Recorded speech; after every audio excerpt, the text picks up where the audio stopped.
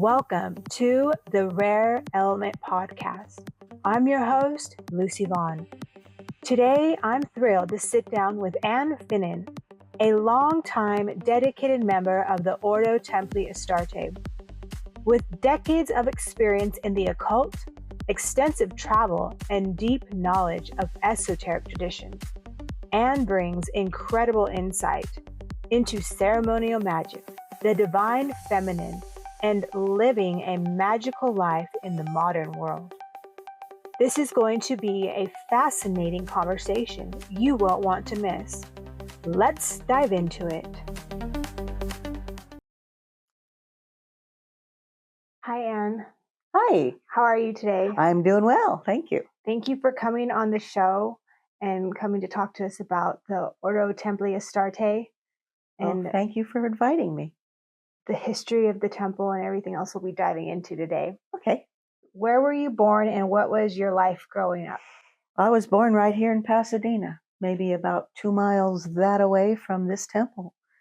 I was a typical baby boomer 50s kid, but I was an only child. I had a much older half brother, but I grew up as an only child, and we had a big garden because my father used to like gardening, and I'd spend hours wandering around the garden and trying to find fairies and, the sort of thing that you do when you're 5, Yeah. And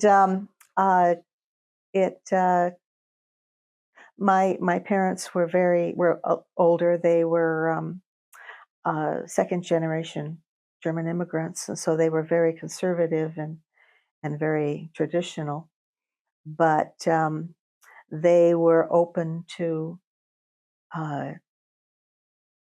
mystical. My father was a Freemason, so and my mother was a former Catholic, so they were very open to mystical experiences, and they didn't try to discourage me or anything, shut me up, and you don't have invisible friends; it's just your imagination. Yeah, but they were very encouraging.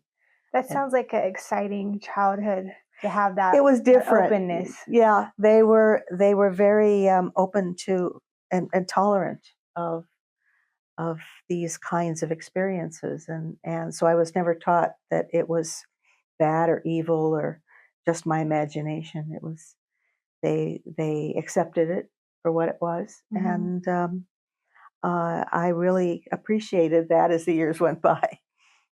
That's great. Can you tell us the story of how you came into the occult and the world of magic? Well, I had always been interested in the occult. From the time I was very young, I bought my first astrology book at ripe old age of 14, and I remember reading that on the bus going back and forth to my Catholic school. And we had tarot cards and Ouija boards and all of that when I was growing up. And when I went away to college, I became apprenticed to an actual professional astrologer and studied with her for many years. And I read books, every book I could get my hands on. I wrote a funny little novel when I was 19, about a sorcerer's apprentice. So I wanted to make it, as authentic as possible. So I read books but it wasn't until I met my late husband, and he had a friend in Redlands, because I was at University of California, Riverside at the time, and he had a witchcraft training coven. How exciting is that? And my husband, boyfriend at the time, was involved in this, and he asked me if I wanted to join. Sure.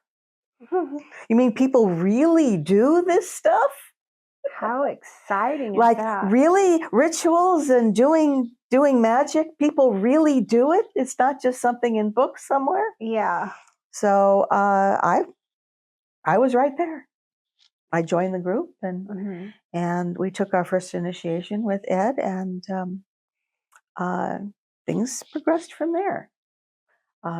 Ed Fitch was eventually moved to Orange County, and he introduced us to Poke when we moved to Pasadena. And so that was how we met Poke, was through Ed.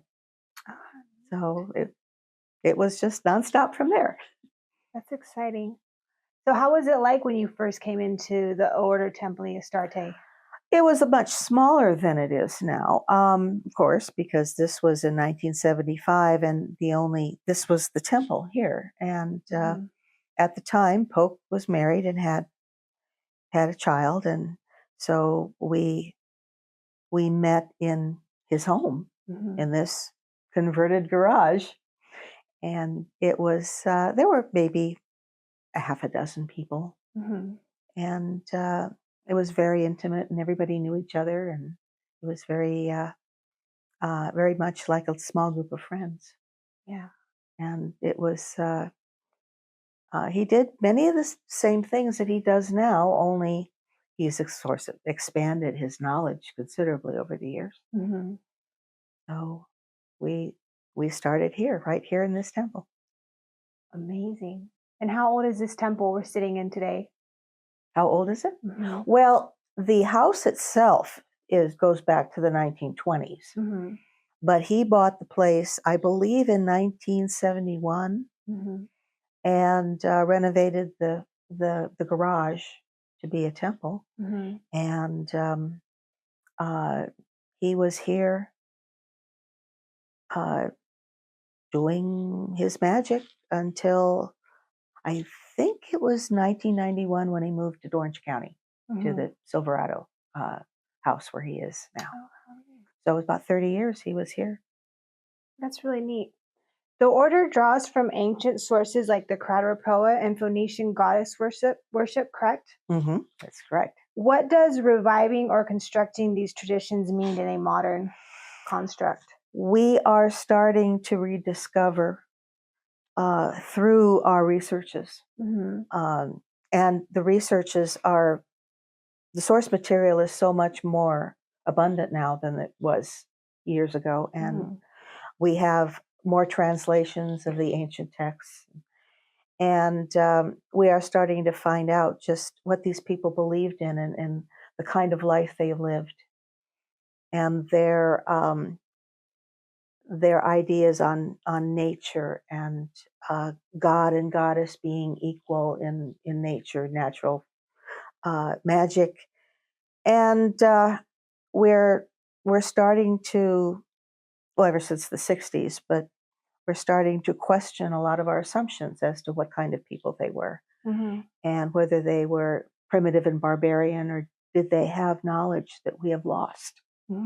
So that's one of the reasons why our researches are so important, because we're bringing that knowledge back that has been lost. Very interesting. How has the O.T.A. influenced or been influenced by the broader American occult scene over the decades? Well, Polk was part of a neo-pagan revival that was very much centered in California, particularly in Los Angeles, where the stories and the researches into the various goddesses of ancient cultures were being revived and practiced. That this was part of the witchcraft movement and the neo-pagan movement, and Polk was very much a part of that revival of the goddess worship part of occultism that had been lost, of course, for centuries, and people were starting to celebrate the Earth Mother, the Great Mother, and her rites and her rituals, and practicing them again. And he was very much in the middle of all of that, and it was influenced by it in a great extent, because his mentors and the people he worked with back in the early 70s were people who were trying to recreate the goddess worship themselves. And so he was part of that group that was trying to resurrect the worship of the goddesses, especially the Earth Mother, Nature Goddess. Mm-hmm. You see with some of the murals in the temple Mm-hmm. that were painted by a man named Fred Adams, who was very influential in the goddess spirituality movement. So Polk managed to bring the goddess spirituality into, which was a Judeo-Christian masculine ceremonial magic form, Mm-hmm. and add the goddess, the divine feminine, to that group of spirits that they were working with. Very So that's interesting. why we have Astarte as being our patron goddess. She was, of course, a Canaanite goddess, Mm-hmm. and didn't get a very good rep in the Bible, but she was very much a driving force in the Middle East, and she was worshipped in countries from Phoenicia all the way to Egypt. Yeah, it's very beautiful to have the goddess incorporated in spirituality and ceremonial magic. That's what it missed for so long, and And Polk has put it back, and put her back in her proper place. She was a mistress of magic. yeah, and with like so much controversy around magic and ceremonial magic and the occult practices, what do you think is most misunderstood by people sometimes? Well, the biggest problem, of course, is you have books and music, books and movies over the years that think that you just wave a magic wand and if poof, something comes up out of the floor, and wreaks havoc on whoever is there in the circle, and that's not how it works. Mm-hmm. The spirits and the gods and goddesses and angels and archangels are energy beings. They don't have a form, and they work through us. Mm-hmm. They don't come up out of the floor and mess things up. And I think, of course, that's what you'd have to do for a movie to make it exciting. Yeah, But that's not how it happens in actual magical workings. there's no theatrics in ceremonial magic. There is, but the theatrics come from the people, not from the spirits. Jeez, I know, bummer that, but it doesn't make it any less effective, yeah, and any less meaningful. But you don't have the demon rising from the floor in a puff of asafoetida smoke. That doesn't happen that way. I think when I first started dabbling in magic, I was so scared because in my head, I was thinking like, what if something like that happens?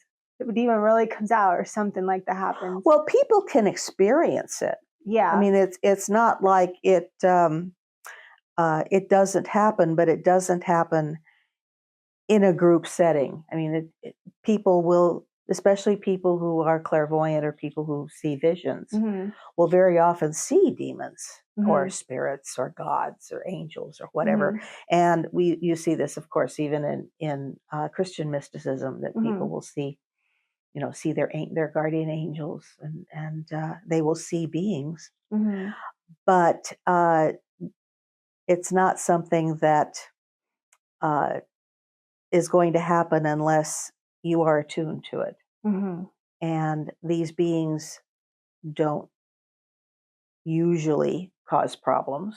Yeah. Sometimes you can get manifestations like poltergeist kind of activity, where Mm-hmm. things will fall over and Mm-hmm. and odd flames will appear out of nowhere, and we've had situations like that, Yeah. and it's disconcerting, but it's not like anybody's going to get hurt by it. It's just the spirits. Sometimes they just want to make sure that they're there. Yeah. But it's not something that's dramatic or that's going to cause anybody harm.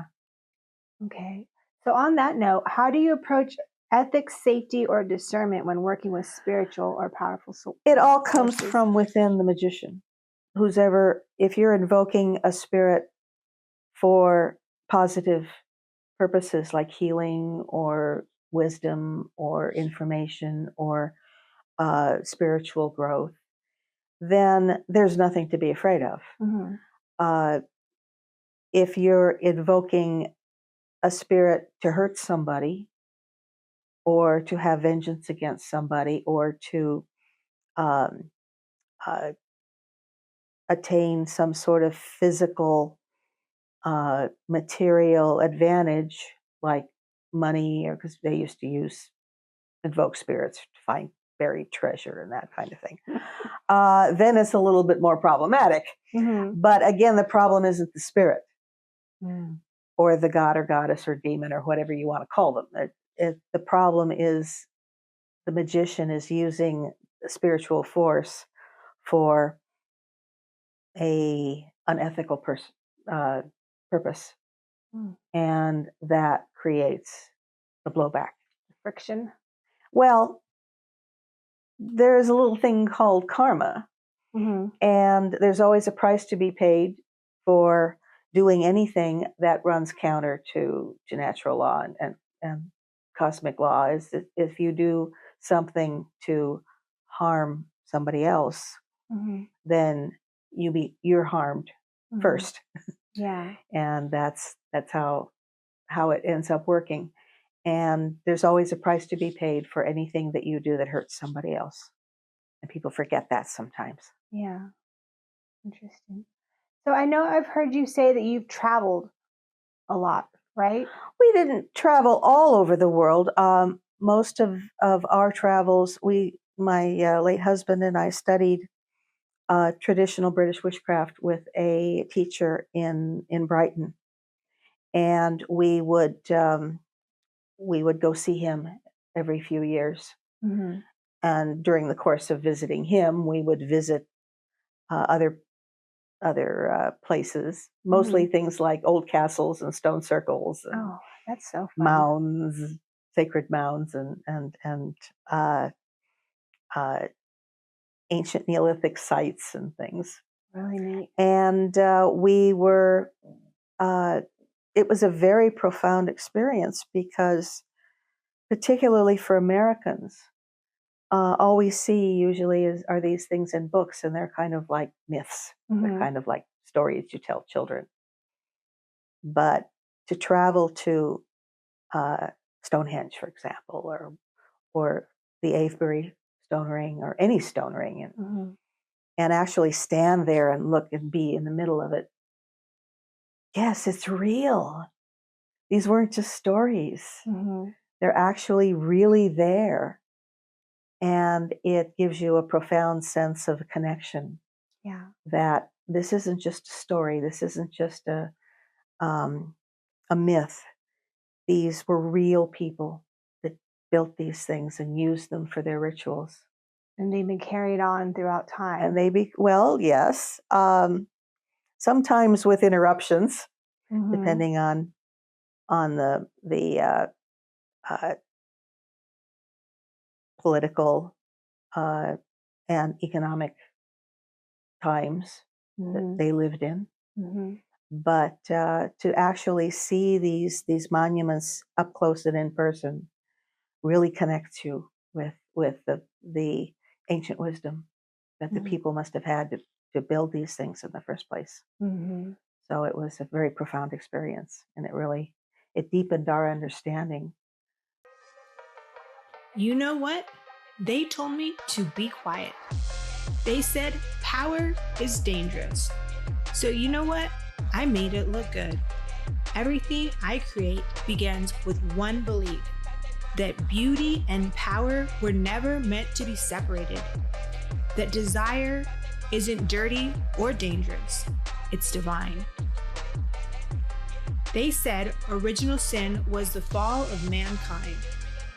But it turns out it was just the rise of woman. I learned that good was just another word for small. I don't do nice. I do honest. I do beautiful. I do whatever the hell I want. Every collection I create, every word I write, is a middle finger wrapped in velvet. If that makes you uncomfortable, Good. You're waking up, dear. Babe, this collection is for those who dare to feel deeply and live without apology. If you know what that feels like, then you know what? You already belong here. This is Original Sin, where power gets dressed in red and truth always looks better in heels. Visit LucyVaughn.com to discover Original Sin, the collection, the movement, the services, the awakening, and see what they tried to warn you about.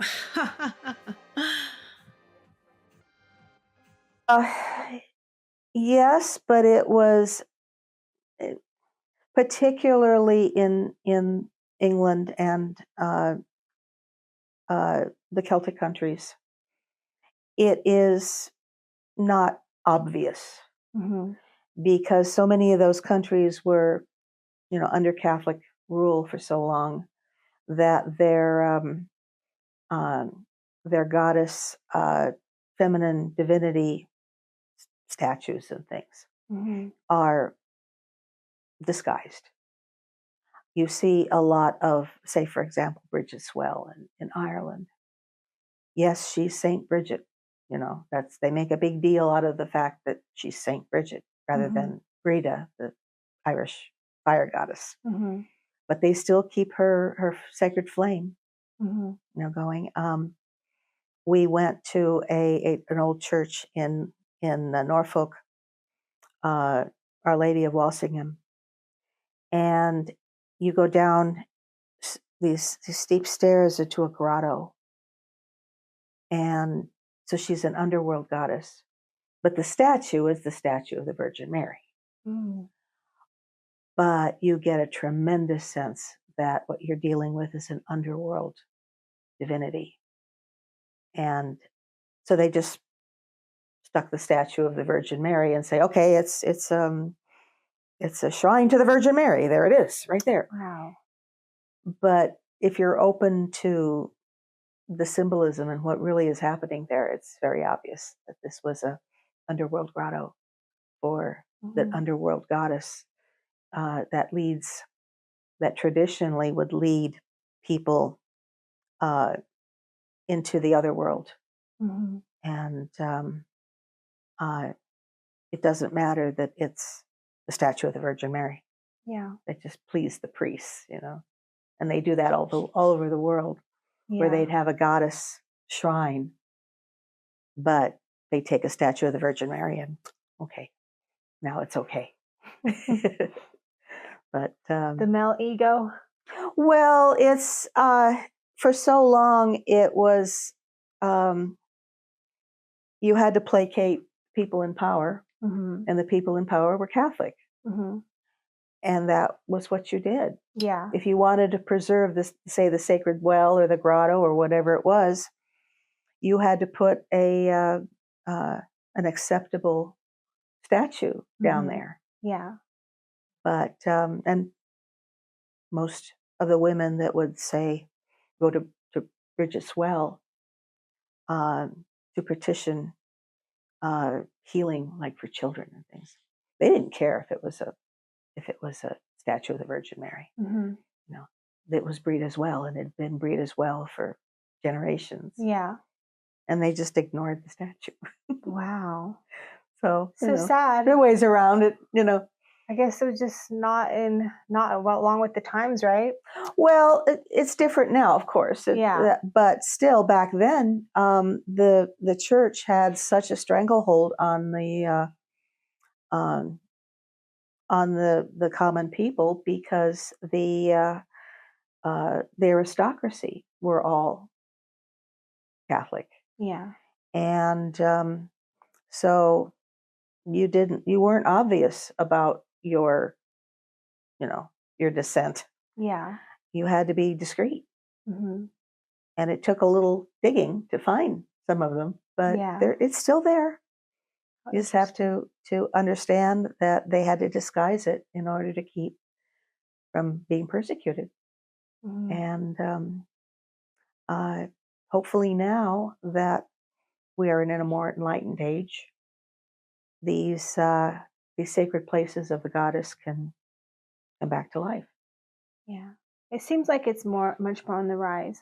It is, and it's a good thing because every day there's something on the news about some ancient site that they've discovered, hidden chamber or an ancient city that they've unearthed, that's far older than anybody thought, and ancient statuary and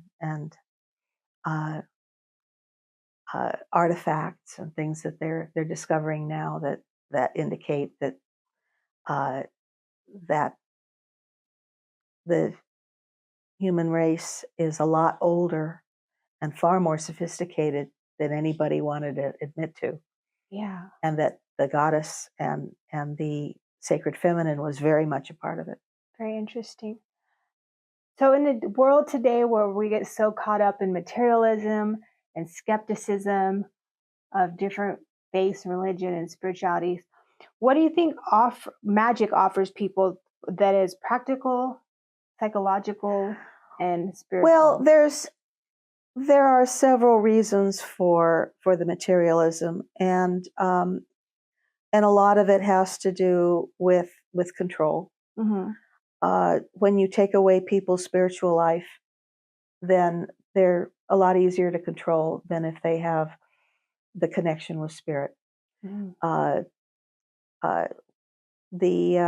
Anyone who wants to control a population, like tribe A conquers tribe B, the first thing they do is take away their religion and turn their gods into demons, which the Catholic Church wasn't the first one to do this. It happened all over the ancient world. And a lot of the, quote, demons we have today in some of our grimoires were actually ancient gods and goddesses from the tribes that were conquered, and their gods became demons, and their temples were torn down, and they were forbidden to worship their ancient gods because we are now Romans or we are now Catholics or whoever the group was, and they severed the connection with spirit because it makes people easier to control. But magic in particular has always been a verboten topic.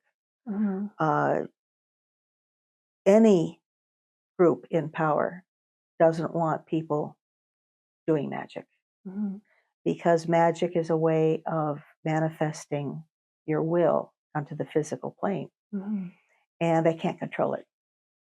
You think it's they don't want the human race to know that they have such advanced powers? That's part of the it. mind? That's a big part of it. Especially now with transhumanism and all of that they don't want people to have a connection with spirit, because again, people with a connection to spirit are not easy to control, because especially in the realm of like being afraid of death, for example. If you have someone who is in connection with spirit and knows that the body is just temporary, and that their inner spirit will go to the other world, to the spirit world, and either to ancestors or to heaven or to an angelic realm, they're not afraid of death. The Romans, when the Romans tried to conquer the Celts, they were appalled at the warriors were so fierce and had no fear of death. And it was because the Celtic religion was such that if you died honorably in battle, you went to a kind of a Valhalla. You went to the Summerland, which was a place of feasting and good things. Mm-hmm. And you feasted with your ancestors until it was time for you to be reborn back into the tribe. Mm-hmm. So they had no fear of death at all. Wow. And you can't defeat people. That Mm-hmm. you can't control people that have no fear of death. Yeah. So the connection to spirit is what Makes a lot of helps sense. people to not have a fear of death, because we know that this material body is just temporary, Mm-hmm. and that our spirit will go to the spirit world, and eventually, if we will it, Mm-hmm. we will be reincarnated in another body and continue our work. Yeah. And so death is not a horrible thing. Yeah. But if you're trying to control people, you want them fearing death. Mm-hmm. Well, that's an interesting concept, because sometimes when people are getting close to death and they're going to pass over and they have a fear of death, sometimes they have like specialists that come in that work with different plant medicines. Like, I think even mushrooms, Yes, stuff like yes. that help them overcome their fear of death, so that In way they can fact, go one of peacefully. our governors years ago became a death doula, Mm-hmm. which is she just calls herself a death midwife. And That's a good name. That's and what she does is she helps with meditation and with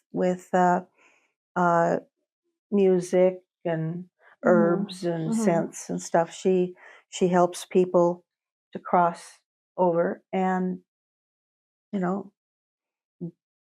death is very peaceful and painless, and it's just, you just shed the body like you'd take off your clothes, just shed the body and go on into another realm. And depending on your your cultural or your religious background,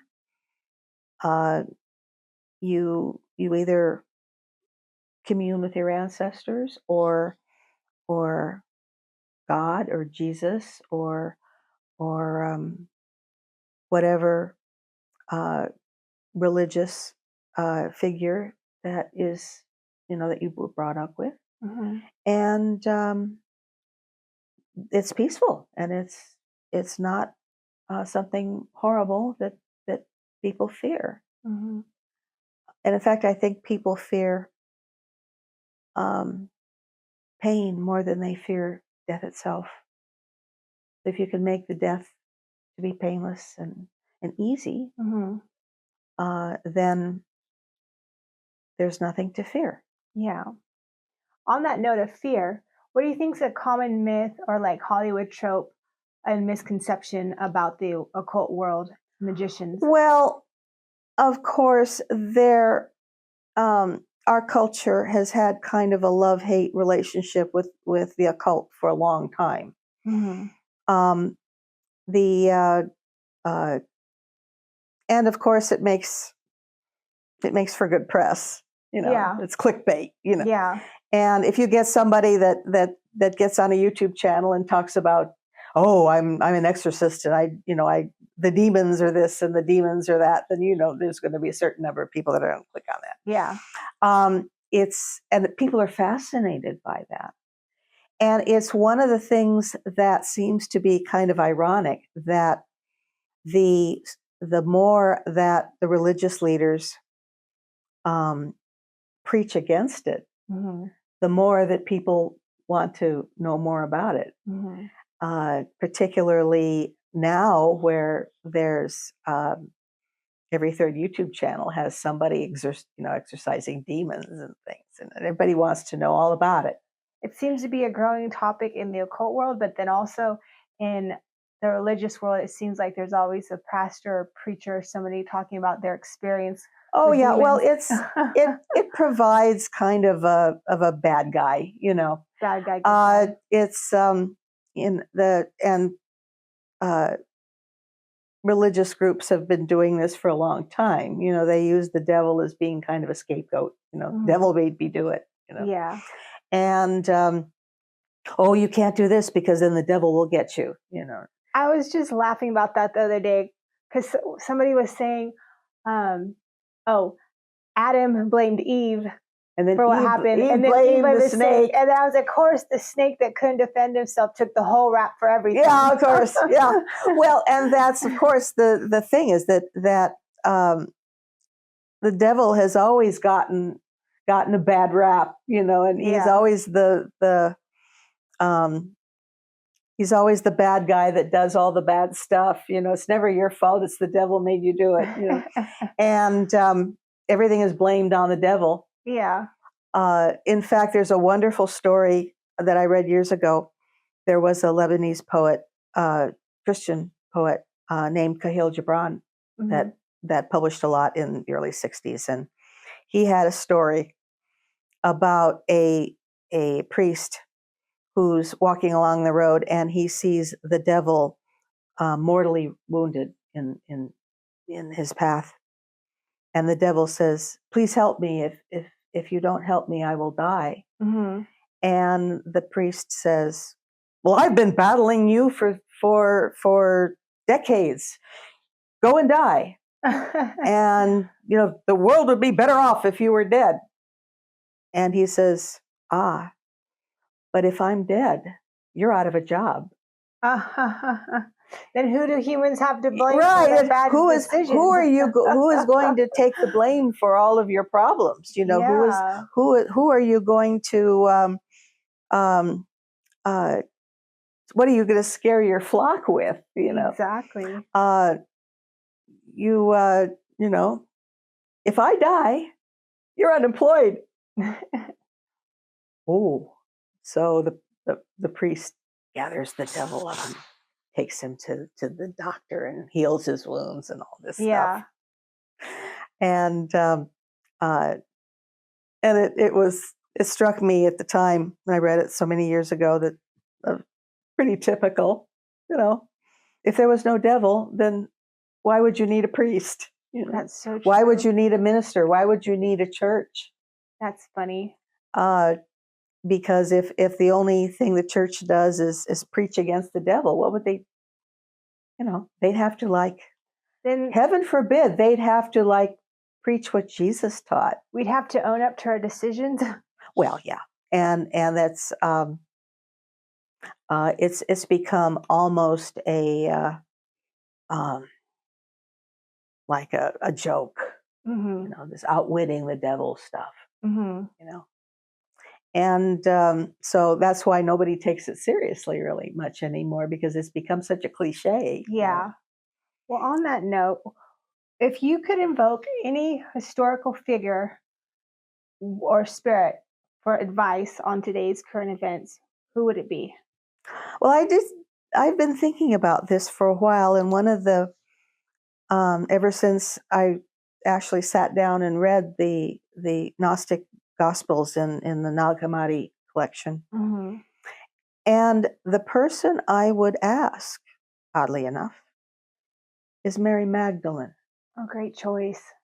Because she has been given such a bad rap over the centuries.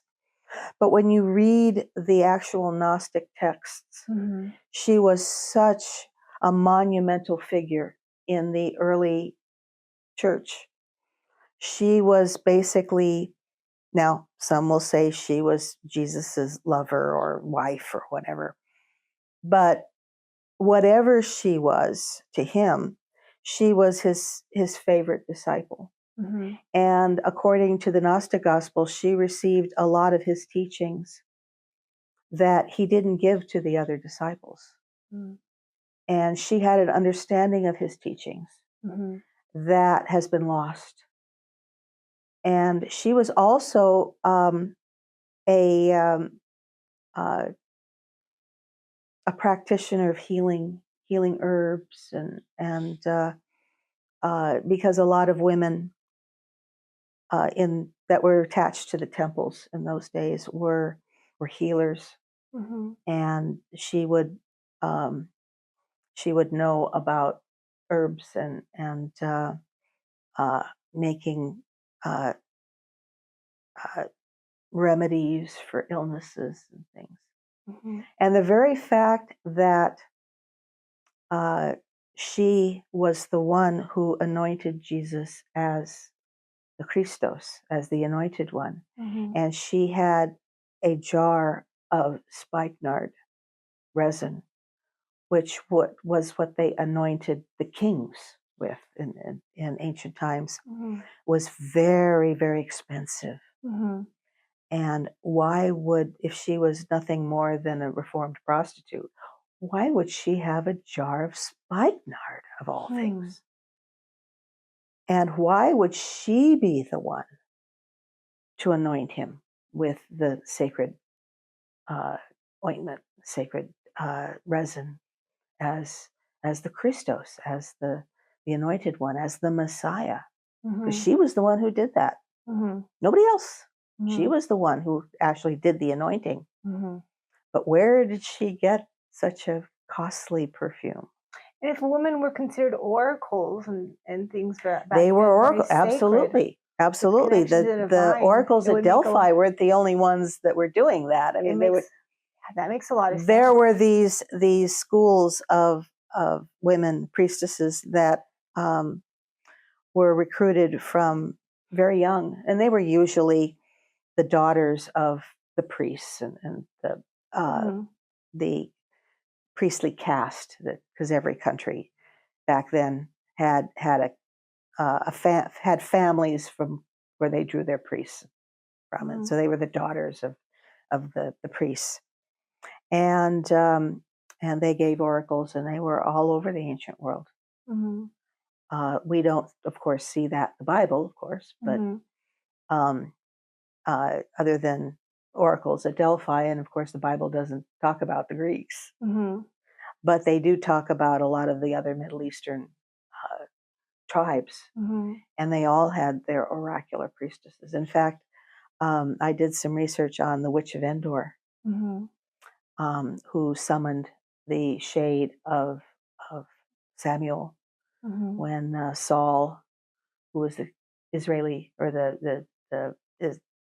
I guess he wouldn't be Israeli, the Hebrew king who was going into battle, and he wanted some advice from his predecessor who had died, and so she summoned his shade. And apparently, from what I gather, and this isn't in the Bible, of course, but what the interesting thing about doing this research is that there are Islamic legends that go beyond the Bible, and they explain a lot of things that the Bible doesn't talk about. Really?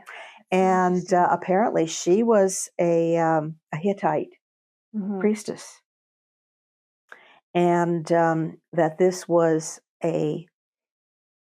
she lived in like a grotto, and like Delphi, like the oracle in Delphi, and people would go to her for oracles. And she had this pit, with dark water in it. She'd scry in it like a dark mirror, and she'd raise the shade of the spirit of the recently deceased king, who apparently didn't have a whole lot of good things to say about Saul, apparently.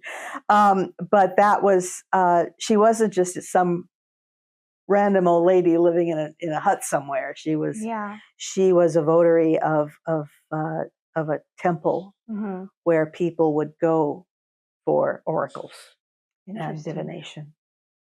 And the irony of that, of course, was poor old Saul had recently issued an edict that his people were not to consult with necromancers and women that talk with the dead and all of that. And so what he did is that what he wanted to consult with Samuel, he put on rags, the clothes of a beggar, and he snuck out in the middle of the night and went to her grotto, and she knew who he was, and she was furious. She says, "Is this a trap?" Wow. And he begged and pleaded and did all of that. And she finally realized that, he had a true need, that he kept assuring her she wasn't going to be arrested, all this, which is one of those little ironies. And you see that all through history where clergy, particularly in the Catholic countries, they still do this, where the good Catholic people would sneak out in the middle of the night and go to the local, herbal woman, and if they wanted services that the local priest wouldn't provide, Oh. And that's been a tale as old as time. Absolutely. And many good Catholic women, particularly upper class women, would go to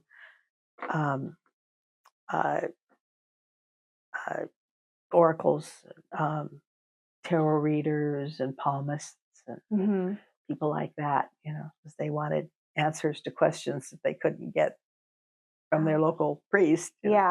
So they'd go to the witch, they'd go to the curandera, the seer, they'd go to the cunning woman, and they'd get and she'd do divination for them, or she'd summon spirits, or whatever she did. And this is going on for centuries. Which is sort of ironic. That's fascinating. Well, thank you so much for you're very welcome. On the show and talking all this. It's been very enlightening, and I look forward to having you again. Okay, anytime. You let me know. And we thank Our Lady Astarte for her inspiration and her blessings. She's very much a part of our lodge, and we invoke her every time we do a ritual to guard us and protect us. And that wraps up this incredible conversation with Anne Finnin. Huge thanks to Anne for sharing her wisdom, stories, and decades of experience with the Ordo Templi Astarte. If you enjoyed this episode, hit that like button, subscribe for more deep dives with extraordinary guests, and drop a comment with your biggest takeaway or what topic or guests you'd love to hear next. Thanks for watching the Rare Element Podcast. We'll see you in the next one. Stay magical.